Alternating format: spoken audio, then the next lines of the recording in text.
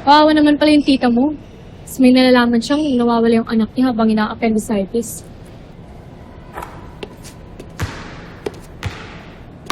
Di ko nga alam kung anong mas masakit eh. Kung masaktan ka ng sariling katawan mo o ng sariling pamilya mo.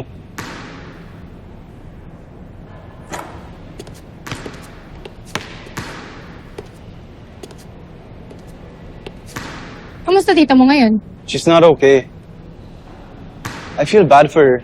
You know, hindi lang dahil sa betrayal part eh. Pero nasayang yung oras nilang mag-ina. Eh di dapat nagbabonding sila ngayon. Magmamahalan.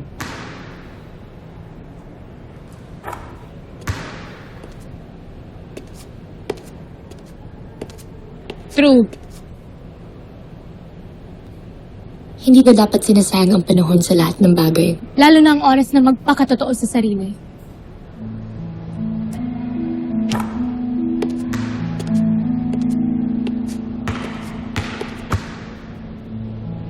What do you mean?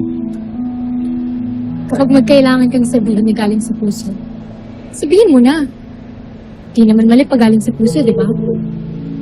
Pero wala nang masasayang na oras at saka chances.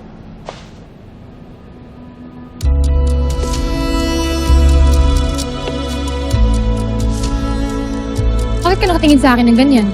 Nothing. You're right, Carla. You make so much sense. I'm glad nakausap kita ngayon.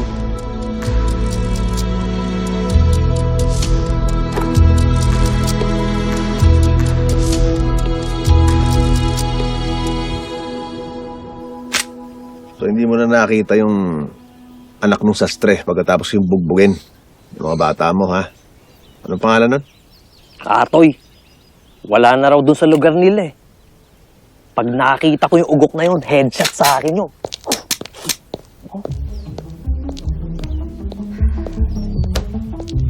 Kakasabi lang sa akin ng social worker na nakahouse na si Norma Cruz sa isang kumbento. Ginagawa niya dun. Isa siyang madre. We can talk to her tomorrow. She doesn't know my name, but I'm sure she'll remember my face. Sumama ka. Yes, boss. And, hon, please, no guns tomorrow. You have to look like you're meeting the Pope.